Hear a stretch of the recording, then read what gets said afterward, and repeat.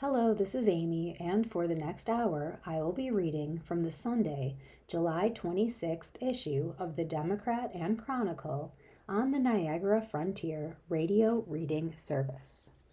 Cover story: Tangled Trajectory: How New York's route to a renewable energy future went off course. Thomas C. Zambito, New York State Team. In summer, Bill Leonard looks out his front door onto a lush green hillside bordered by cornfields and hay bales. Eagles, owls, deer, coyote, even a moose. Leonard's seen them all during the 32 years he and his wife Patricia have lived in the Cape Cod-style house on Route 7 in Craryville, a Hudson Valley hamlet in the town of Kopaki. When Leonard's not out on the lake fishing for bass, the retired truck driver hunts turkey in his backyard. But if developers have their way, Leonard's view will be marred by acres upon acres of solar panels on privately owned farmland that will deliver energy to the grid from a New York State electric and gas run substation about a mile west. Even if it was on top of the mountain over there, you're not going to see it. But right here, Leonard said one afternoon in early July, looking out at the hillside from his front lawn. It's a question upstate towns from Yates County on Lake Ontario to the town of Rush, south of Rochester, and down to the southern tier have been asking themselves as developers fan out across the region, answering the state's call to build more solar and wind power. Why here? New York's 65 renewable energy projects.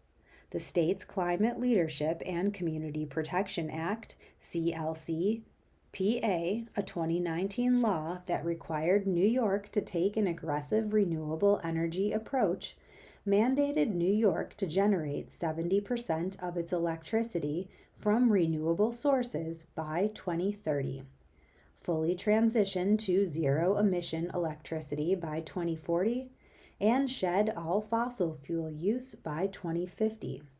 Of the 65 renewable energy projects in New York, 9 are currently operational. 8 projects are under construction, and 48 are permitted or have filed a permit application or notice of intent.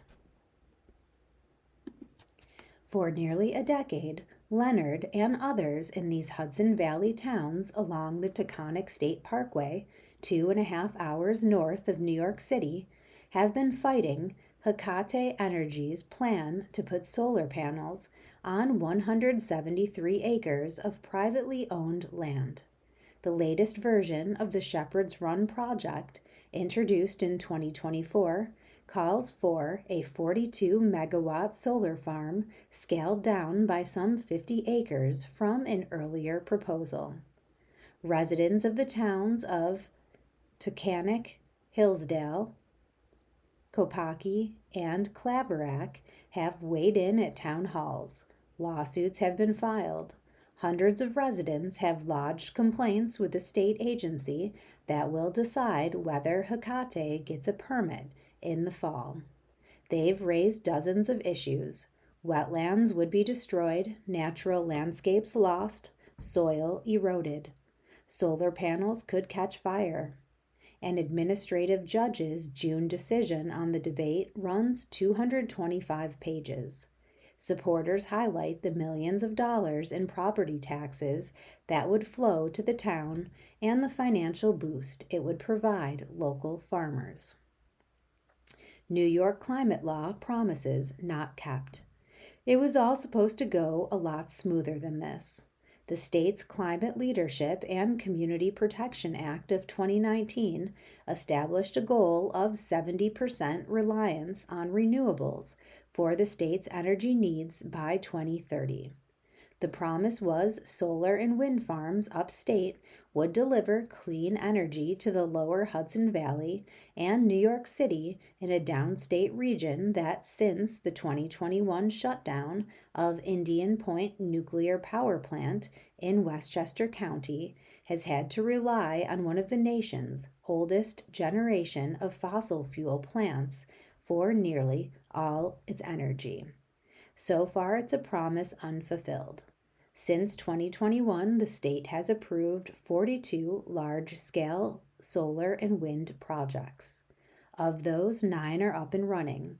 Among them is Morris Ridge in Livingston County, a 177 megawatt project with 370,000 solar panels on 1,000 acres of private land, enough power for 47,000 households.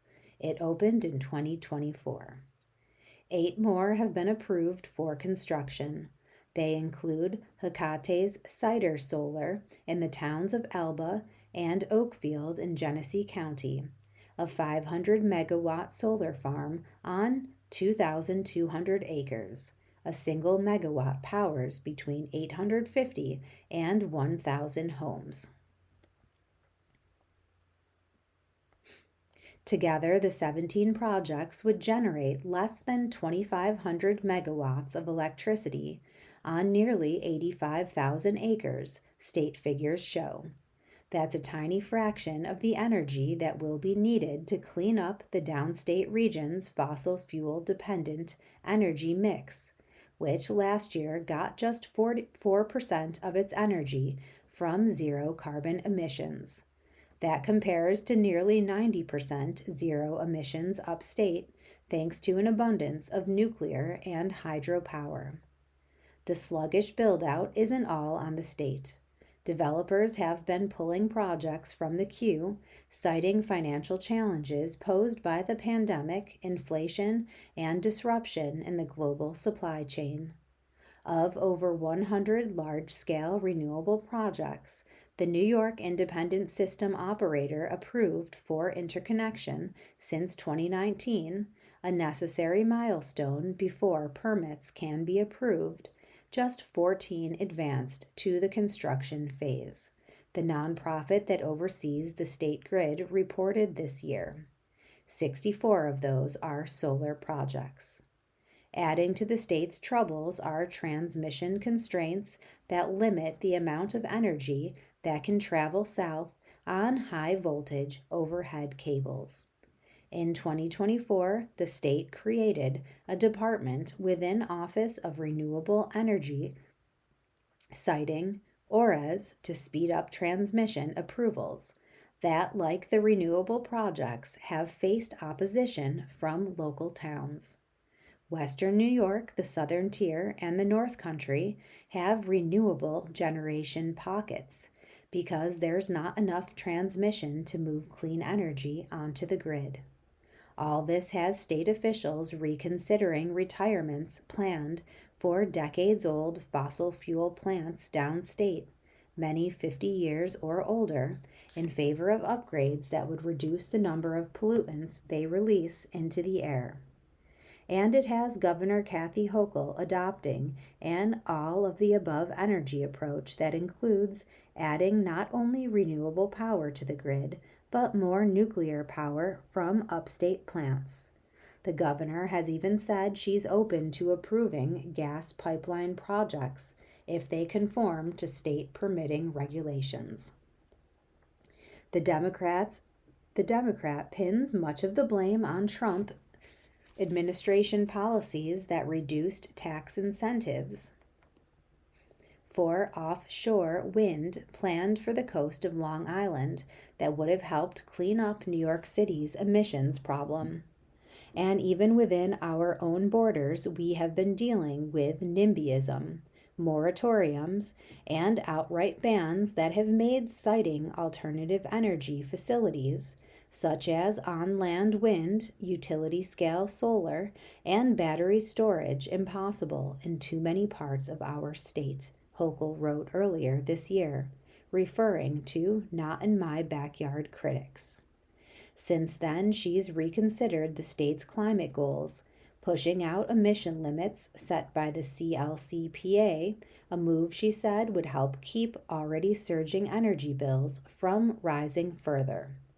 But the pivot upset environmental groups who accuse the governor of betraying her promise to clean up the grid. This past year, the governor made a political choice to weaken our climate law, which will keep us on fossil fuels longer and stick New Yorkers with a bill if we don't take proactive action around renewables, said Liz Moran, the New York policy advocate for Earth Justice. And ultimately, renewables are cheaper, Moran added. We are dragging behind states like Texas, which have made big investments in solar and batteries, which we know we need in New York to not only bring down bills, but also help us stabilize and make our grid more resilient. Blakeman visits Kopaki. And it's not just the left that's unhappy. In April, Bruce Blakeman, Hochul's Republican challenger in this year's race for governor, held a press conference outside Kopaki Town Hall, where he aligned himself with Shepherd's Run opponents, sounding more like a left-leaning environmentalist. You know what? They always talk about the environment, Blakeman said. Does it make any sense to take thousands and thousands of acres of beautiful farmland and put these ugly solar panels on them? The Nassau County executive also blasted Democrats for trying to put wind turbines off the coast of Long Island. Does it make any sense to put these 30-story tall windmills in the middle of the ocean, where we're now seeing marine life like whales and dolphins and seals washing up on the shore dead that we've never seen before? Blakeman said. They're full of it. Kathy Hochul is full of it. This is a scam. In late June, Trump administration Agriculture Secretary Brooke Rollins and Lee Zeldin, the head of the Environmental Protection Agency, chimed in, sending a letter to Hochul demanding answers for why the state was taking prime agricultural land for renewable projects upstate, protecting prime farmland and preventing the United States from becoming a dumping ground for hazardous foreign-made waste are not obstacles to a sound energy future. They are part of it, she wrote. Days later, Leonard, the Craryville resident, adopted the attack line in voicing his opposition to Shepherd's Run. I don't really see any positive, to tell you the truth, especially if they're Chinese-made solar panels, like they say, he said. Hochul defends her record, pointing to the accelerated momentum of approvals after the state created the ORES in 2020 to streamline the permitting process. The state is on target to meet its 2030 target of 10 gigawatts of distributed solar, or so-called behind-the-meter generation, which includes residential and commercial rooftop installations, as well as community solar that gives homeowners credits for investing in solar panels built on farmland nearby. We continue to move aggressively toward a clean energy future despite reckless policies out of Washington that seek to kill renewable projects in favor of gas drilling, oil, and coal, said Ken Lovett, Hochul's senior communications advisor on energy and environment. The governor remains committed to moving forward while recognizing that no one solution will solve New York's energy challenges, which is why she is advancing an all-of-the-above approach that includes more renewables, nuclear, and other forms of energy in order to keep the lights on and costs down for New Yorkers, Lovett added. Blakeman's Kopaki appearance presented a political dilemma for some members of Sensible Solar for rural New York, the grassroots group opposed to Shepherd's Run. When he came to Kopaki, there were some people who refused to go to his rally, and others who were happy to go to his rally, said Jean Halloran, one of the group's leaders. Some Dems, Republicans unite over opposition to renewable projects. It's a politically diverse group that includes folks with roots in the Hudson Valley that go back generations, as well as city dwellers up from Brooklyn and Manhattan who ventured north during the pandemic and stuck around. The count among their ranks, Holly Tanner, the Republican clerk of Columbia County, which includes Copiague, as well as Democrats like State Senator Michelle Hinchey, Assemblywoman Dee Dee Barrett, and Republican Josh Riley, who say the projects will destroy prime farmland. It's a one-issue group that resists the urge to dabble in state or national politics. We don't endorse political candidates and will work with any elected official who works with us, said Halloran. The movement has forged an alliance between pro-farmer Republicans, unenthusiastic about renewable energy, and Democrats who might have solar panels on the roofs of their homes but don't want to see acres of trees chopped down. Halloran rejects suggestions by Hochul and others that theirs is a NIMBY movement. That sort of assumes the possibility that any place, anywhere, you can put one of these things, you should do it, said Halloran, who lives in Brooklyn part of the year. All the things that we believe in, like saving wetlands and preserving endangered species, should be maintained and not just ignored in order to create solar energy, she adds. Barrett, who chairs the Energy Committee, has accused Hecate of not acting in good faith to address the concerns of Copiague and nearby towns.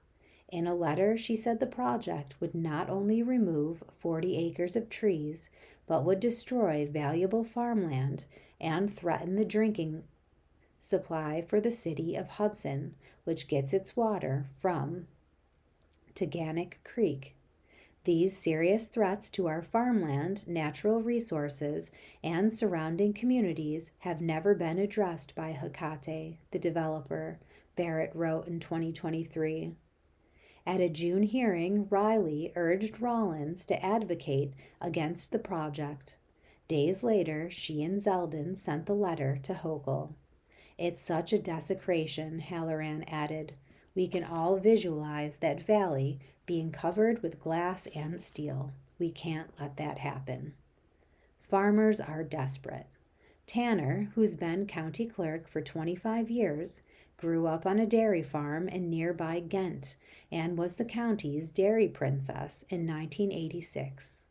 She still runs a farm of her own with hundreds of acres and understands the pressures on farmers to lease their property to wind and solar developers offering $1,000 or more per acre. There is a desperation on behalf of some landowners who have very large parcels because the state does not make it easy, Tanner said. It's very expensive between school and property taxes. But, she said, that doesn't mean the state should allow prime farmland to be covered by solar panels.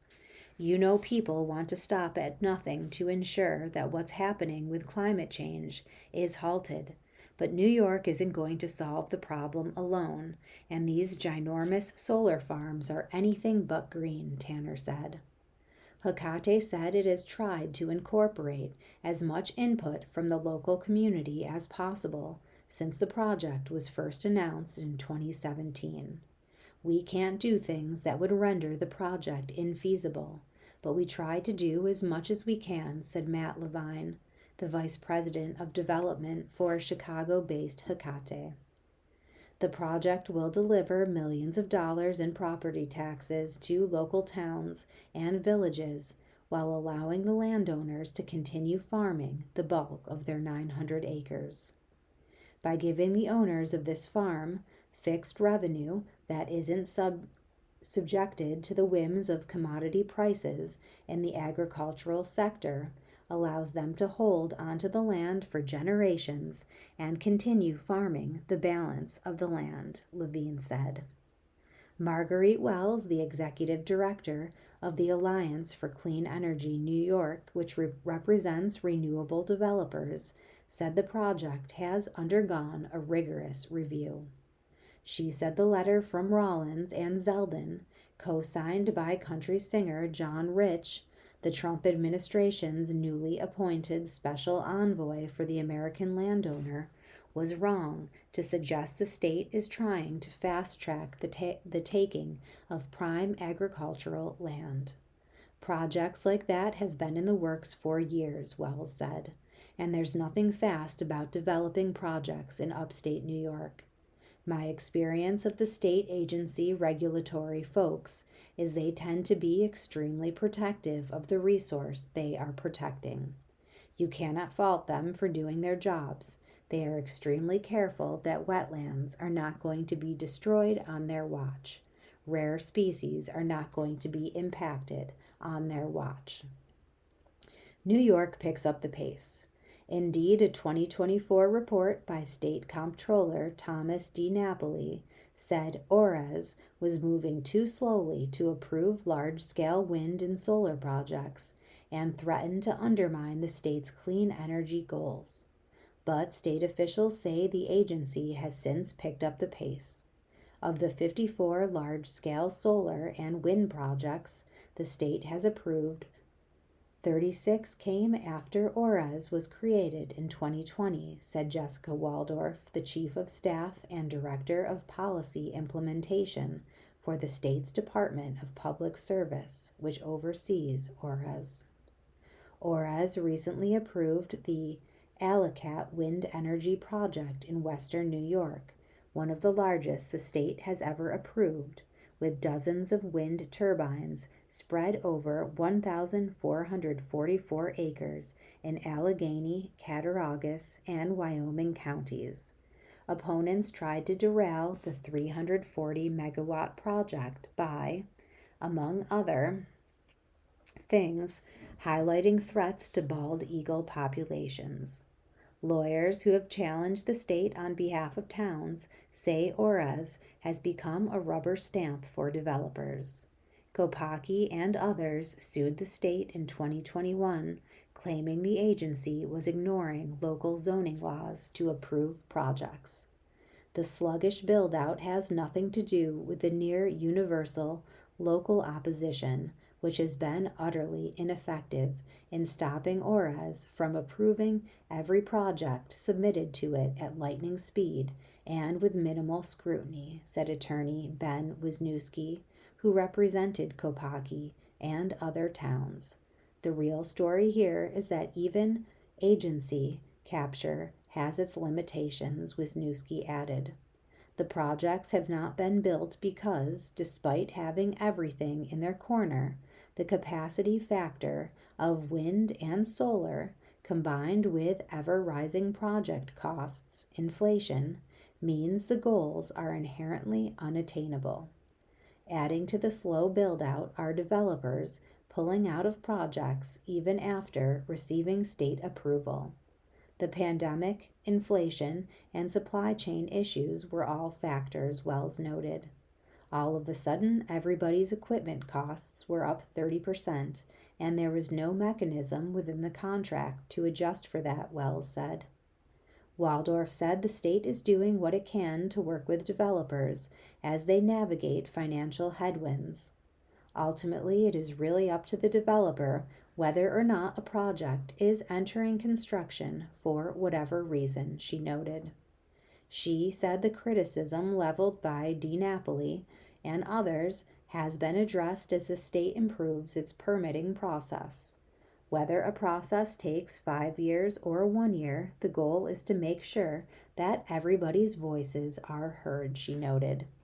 That every issue is raised, discussed, debated, evaluated. In the meantime, she said the June completion of the $6 billion Champlain Hudson Power Express, which will deliver some 1,250 megawatts of hydropower, along 339 miles of underground and underwater cable from Canada to New York City will help clean downstate's energy mix. But she said the federal government's opposition to offshore wind on Long Island will limit the amount of clean energy that can be generated where it's needed most. We hate to see the industry completely disappear, Waldorf said. We hope that there's a silver lining and we can keep some of those projects, I'll say on deck for the future in some way, shape, or form. But if not, it means we're going to have to take a fresh look at our energy strategy, locationally based resources, because ultimately, even if we build a bunch of renewable energy in upstate New York, we're still going to have to solve locational power constraints in the downstate region. Thomas C. Zambito covers energy, transportation, and economic growth for the USA Today Network's New York State team. He's won dozens of state and national writing awards from the Associated Press, investigative reporters and editors, the Deadline Club, and others during a decades-long career that's included stops at the New York Daily News, the Star-Ledger of Newark, and the Record of Hackensack. He can be reached at tzambito@lohud.com. Octavia Spencer on her rise to Hollywood fame. Marcia Greenwood, Rochester Democrat and Chronicle. Octavia Spencer got her start in show business as a casting assistant before making the jump to acting at age 26. The small movie roles she landed provided steady work, although many of the characters she played didn't even have names. In the 1996 crime thriller A Time to Kill, the Montgomery, Alabama native was credited as Rourke's nurse, an RN who treats Sandra Bullock's character, Ellen Rourke. In 1999's Being John Malkovich, Spencer played Woman in the Elevator, who helps a bewildered Craig Schwartz, John Cusack, get to the 7.5 of the fictional Merton Flemmer building. 7.5, right? I'll take you through it, she tells him. In 2002's Spider-Man, she played check-in girl at an underground wrestling ring where she tells Peter Parker, Tobey Maguire, "There's no featherweight division here, small fry." One might say Spencer was a hidden figure during her first 15 years as a performer.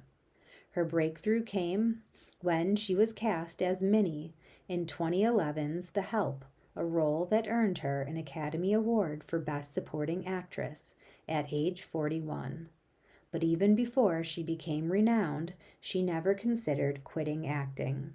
Because the moment that someone paid me to do what I love to do, I became a professional, Spencer, the 2026 George Eastman Award honoree, said during a July 17th news conference at the Dryden Theater at the George Eastman Museum. As I look back, I don't know how I did it, but I'm grateful to be here, the 56-year-old said. Here means not only as an acclaimed actress who later earned Oscar nominations for Hidden Figures 2016 and The Shape of Water 2017, but also as the head of her own production company. Spencer's Orit Entertainment is behind Amazon Prime's Ride or Die, in which she also stars. The HBO Max true crime documentary Lost Women of Alaska, and is involved in a forthcoming film adaptation of Arthur Miller's Death of a Salesman, which Spencer said could use Rochester as a backdrop. It also means receiving the George Eastman Award. My career and so many others would not be possible were it not for George Eastman's advances and innovations, Spencer said. She added that she was especially moved to learn about the Kodak founder's devotion to his mother. I was devoted to my mother, Spencer said, noting that her mother's death when Spencer was 17 helped fuel her determination to pursue her dreams. She also offered advice to anyone hoping to follow in her footsteps. While I would not ever dream of discouraging anyone to pursue their passion, you have to be passionate about it and you have to grow a thick skin, she said. And I would say to every little black girl out there, I am not what Hollywood deems beautiful. I am a regular woman. I don't take myself seriously, but I take the job seriously. The path to success will be difficult, she said. And if you understand that there is no path worth having that's easy to achieve, then I think you'll be okay. Gathering ban applies to adults, not just teens. Kayla Kane, Rochester Democrat and Chronicle. One detail to note in Rochester's temporary ban on late-night group gatherings is that it includes adults. The emergency order will extend to all residents and visitors, not just the city's young people. What does that mean? After a midnight shootout, hours after the city's July 4th fireworks display, Rochester police and city officials blamed the violence on roving packs of teenagers and a lack of parental supervision. Mayor Malik Evans said his legal team was exploring a youth curfew, but the city has a difficult history with youth-only curfews. At a July 23rd news conference, Evans said, a closer look at recent incidents found large crowds of adults were also contributing to late-night trouble. We had individuals who thought that they could turn our public sidewalks into their own personal parties, Evans said. I think the community is calling for us to do something about it. The ban will prohibit gatherings of 10 or more people in public spaces between 11 p.m. and 5 a.m. City officials said officers will first ask crowds to disperse and go home. Those that don't comply could be arrested on a Class B misdemeanor charge. The decision comes with at least 2 major festivals left on the season's calendar in Rochester. Unlike a curfew, the order does not prohibit individuals from being out late at night. It applies only to groups of 10 or more people gathered in public spaces. The order includes exemptions for permitted events, demonstrations, and certain emergency situations. Previous attempts to clamp down on late-night gatherings have been controversial. Patrick Beath, the city's top lawyer, said he believes this gathering ban will pass legal muster. In 2009, New York's highest court knocked down a city curfew targeting teenagers, ruling it was unconstitutional because data at the time did not show juveniles were more often the perpetrators or victims of late-night crime. Beath called it the wrong fix. A gathering ban is less restrictive, he said, but still allows the city to act on a documented public safety concern. It gives us the ability to break up those groups early before they are 20 or 50 or 100 or 200 people, and then they're just so hard to control, particularly when violence breaks out, Beath said. The city was sued over a similar gathering ban in 2020, but a judge ruled the emergency order was justified by significant governmental interests. The ban announcement came alongside more positive news July 23rd. Reported violence in Rochester overall continues to decline. 59 people were struck by gunfire in the first 6 months of 2026, the lowest recorded total in 15 years. 6 people have been killed, including 1 fatal shooting. Several months saw the lowest reported number of shootings in many years. Still, Evans defended his decision to extend a gun violence state of emergency and enact the overnight gathering ban amid the progress. In this new quarter, this new month, in July, when we had 8 people ending up in local emergency rooms, it shows that this work is constantly under attack, he said, that we cannot stop. Kayla Kane covers community safety for the Democrat and Chronicle with a focus on immigration, police accountability, government surveillance, and how people are impacted by violence. Follow her on Instagram at @ByKaylaKane. Get in touch at kane@usatodayco.com. Inspiration. Remarkable Rochesterian, Alicia Johnson, 1786 to 1866. Engineer, mayor built dam that still cools Rochester Library. Rochester Democrat and Chronicle. The son of a Chautauqua pioneer, engineer Elisha Johnson spent a year or two at Williams College before moving to Canandaigua, then in 1817 to Rochester. He laid out a town site at Carthage above the Upper Falls. He and partner Orson Seymour also bought 80 acres east of the Genesee River, built a dam upward of the current Court Street Dam, and used a large amount of black powder to blast out the Johnson-Seymour Raceway, entertaining people on the 4th of July. It's now the primary source of cooling for the Central Library's air conditioning. He rebuilt the Main Street Bridge in 1824, built a horse car railroad in 1832 to join Carthage's Lakeport with the Erie Canal Port in Rochester. 5 years later, he built the first steam railroad to Tonawanda, Erie County.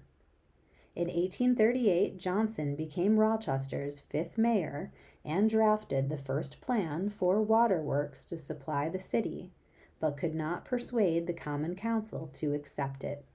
He also laid out and gave Rochester its first park, named after George Washington. He won a bid to build part of the Genesee Valley Canal by digging a tunnel through hills and moved his family to Portageville, building a home in what is now Letchworth State Park. That proved disastrous. In 1845, Johnson moved to Tellico Plains, Tennessee, where he acquired a plantation, and he and his brother bought the Tellico Iron and Manufacturing Company. The Confederate Army took over the foundry in 1962, and it was later destroyed by the Union Army, though General William Sherman acquitted Johnson of supplying the Confederates. Johnson moved to Ithaca, where he died. The article compiles information written by then city historian Blake McKelvey in several articles in the Rochester History Journal. Rochester Women's Group gives record $265,000 to nonprofits. Janae Shields, Rochester Democrat and Chronicle. The Rochester Women's Giving Circle at Rochester Area Community Foundation has made its largest annual contribution in 19 years. The Rochester Women's Giving Circle is an advised fund at the Rochester Area Community Foundation. The Women's Giving Circle is made up of 170 local women who contribute personal resources to fund proposals and other programs that benefit the women and girls in Rochester. Anyone who gives $450 or more annually can become a member. Since its inception, the Giving Circle has distributed nearly $3 million toward its mission to help women and girls gain economic independence. The funding goes toward programs that help women obtain education, skills, mentorship, jobs, and career advancement. Rebecca Stork has been a member of the Rochester Women's Giving Circle since 2025. I'm inspired by the collective impact we've been able to make, Stork said. The Giving Circle has connected me with an incredible group of dedicated, intelligent, and supportive women, while also giving me the opportunity to help support programs that I'm passionate about. On June 17th, the organization gave $265,000 to 12 nonprofit organizations. Grant recipients include Agape Haven of Abundance, the Center for Teen Empowerment, Foundation for Women's Financial Education, Greentopia, Judicial Process Commission, Society for the Protection and Care of Children, the Unity Hospital of Rochester, Urban League of Rochester, New York. Applications from this year reflect significant need, with almost 75% of requests being $20,000 or more, and total funding requests exceeding $800,000. Rochester Women's Giving Circle names increasing housing costs, economic instability, and mental health challenges as some contributing factors. Dawn Perry is the collective giving officer at Rochester Area Community Foundation and sees a lack of funding for nonprofit organizations. Nonprofits are dealing with the loss of other funding sources at the same time that they're trying to meet surging demand for services, said Perry in a statement. The size of this grant round now, made possible by people who refuse to let this work falter, is incredibly meaningful. Monroe County nonprofits interested in applying for future grants can learn about criteria at therwgc.org. Rain shows what Pride is about more than ever.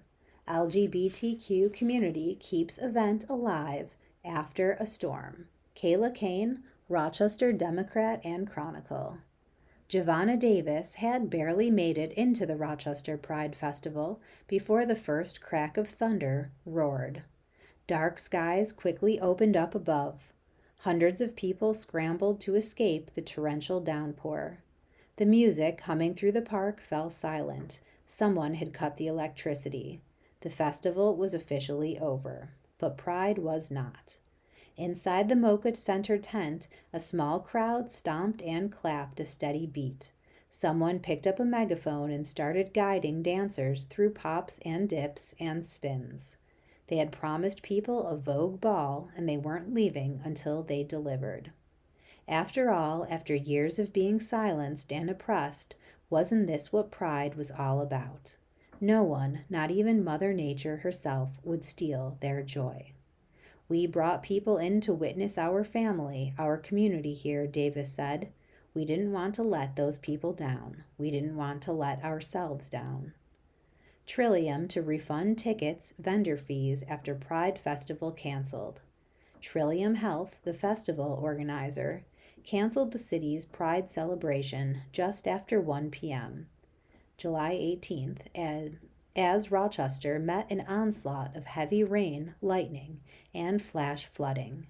Then came a second storm, this one a torrent of questions about the cancellation. Why hadn't Trillium called off the parade and festival days earlier, when weather forecasts predicted this? Was there any recourse for vendors and performers who lost time, table fees, merchandise, costumes, and equipment to the storm? Would Rochester get a redo? It would be impossible to reschedule, Trillium announced July 21st. Joseph Searles, the nonprofit's vice president and chief community engagement officer, said organizers worked with city and county emergency officials to monitor the threat of the storm. The hope was that it would pass. You know how Rochester weather can be sometimes, he said.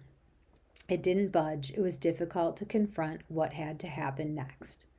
A lot of rain was coming down, more than I've ever seen in my life. That plus the volume of people, plus the threat of severe thunderstorms, were factors in making a decision to end the festival. Trillium will refund vendor fees and online ticket sales upon request. Searles said the scale of the event and the logistics involved, security, city permits, road closures, schedules of volunteers, and performers and vendors, would make it difficult to plan a rain date, though organizers are still discussing the fallout of a forced cancellation. Rochester Community Pride persists amid storms. The situation prompted a real-time reflection of what Pride is truly about, and many community members mobilized to ensure the spirit of the weekend wasn't all lost. Rochester has an active queer community and is flush with year-round gatherings in different settings. Ian Morozic said the parade and festival remains its most accessible and collaborative celebration. For some, it is still their only opportunity to see themselves reflected in and accepted by the people around them. Mrozik, who performs in drag as Eden Alive, was waiting out an afternoon of washed out performances when their phones started buzzing with group chats and social media posts. One of the festival vendors, Wendy Yu Ling, was trying to organize a Pride Redux market for Sunday. Performers and vendors were invited, free of charge, to set up at an empty storefront they had access to. A few hours and 5 Instagram posts later, they had more than a dozen people on board.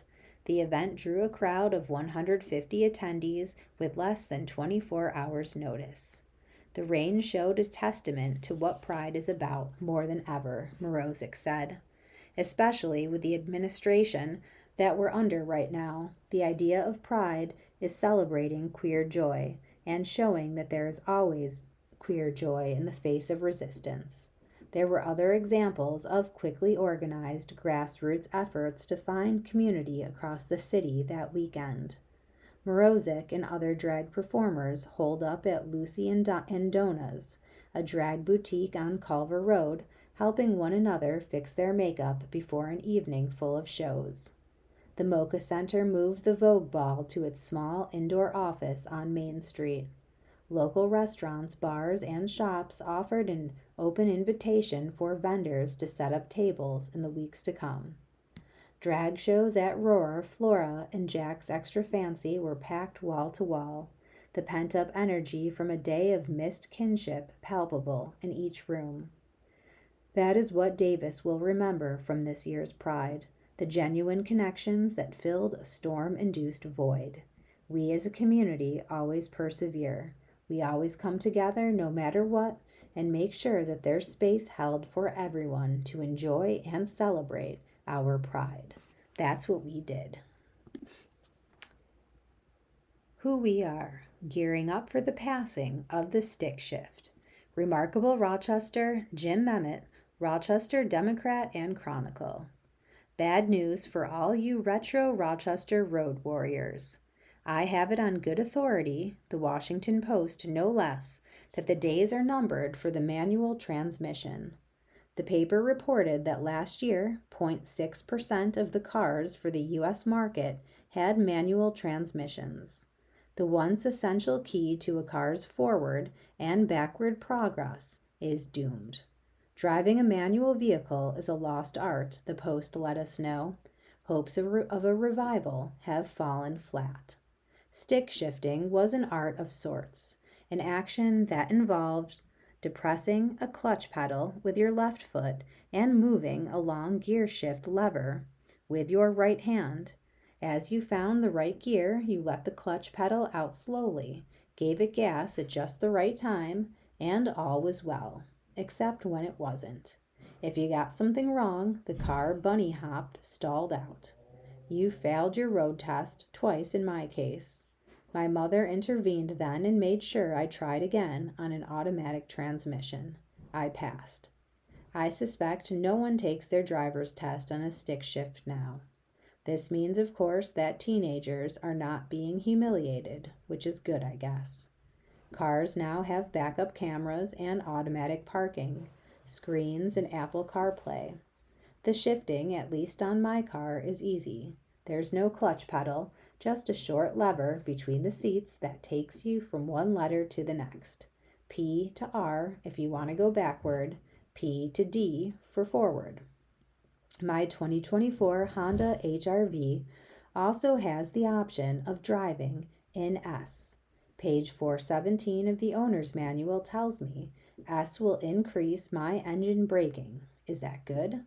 The movement away from manual transmissions has meant no more grinding gears, no more stalling out on hills, no more sputtering starts. It could also be that the person who gives a driving test is just along for the ride. The car will do all the K-turns and parallel parks on its own. The kid being tested and the tester We'll chat about the Swift-Kelsey nuptials. Though perhaps the tester will reminisce and recall the good old days of dial telephones and black and white TVs and, of course, stick shifts. There are drivers who miss stick shifting. It was a maneuver they mastered, a skill that set them apart. And it could be that the Washington Post is wrong. Vinyl hasn't gone all the way away. Flip phones are at least a mild draw. Film is still here. Stick shifts could come back. I'd say stick with a stick. A shift could be on its way. A sad update. Cynthia Hawk, the preservationist and historian who was named a remarkable Rochesterian in last week's column, died on July 18th at age 74. In a June 10th email to family and friends, Hawk wrote that she was at home in palliative care. I continue to battle pancreatic cancer, diagnosed earlier this year, she wrote. Hawk had been with the Landmark Society of Western New York from 1971 until her retirement in 2021. She advocated for buildings, she mentored hundreds of people. She was a go-to person for information about Western New York. In announcing her death, the Society wrote on its Facebook page, "The course of historic preservation in New York was forever changed by Cynthia's work."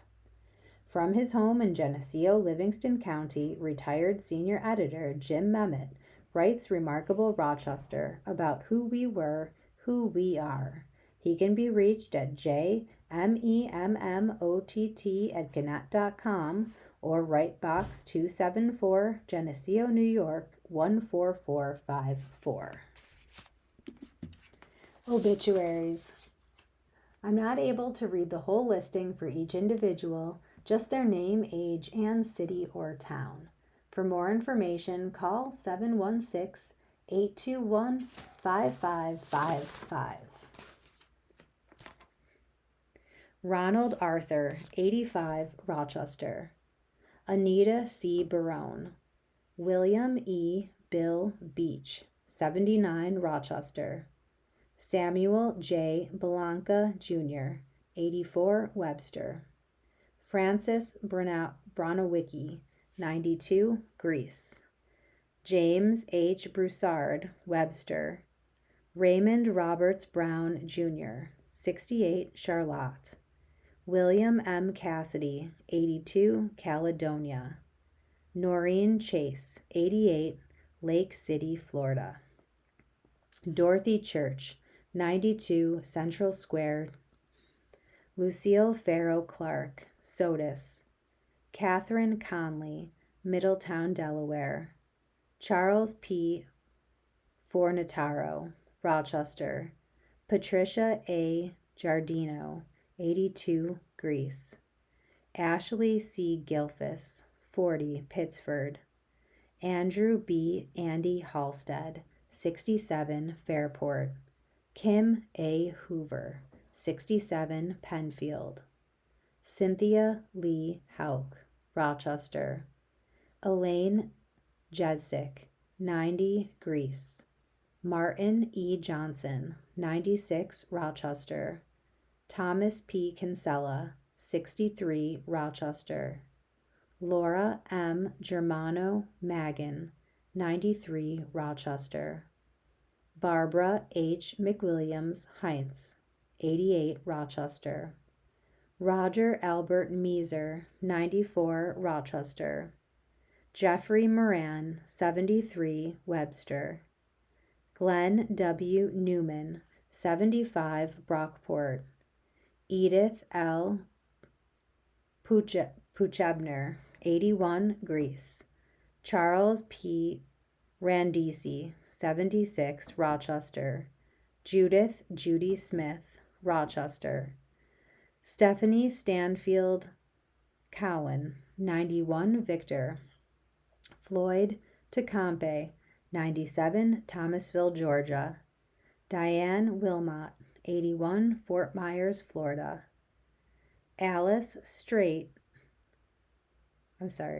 Wilson, June Alice Straight Wilson, Pittsford. Joan Lois Youngs, Waterford, Connecticut. Michael Ziller, 69, Macedon.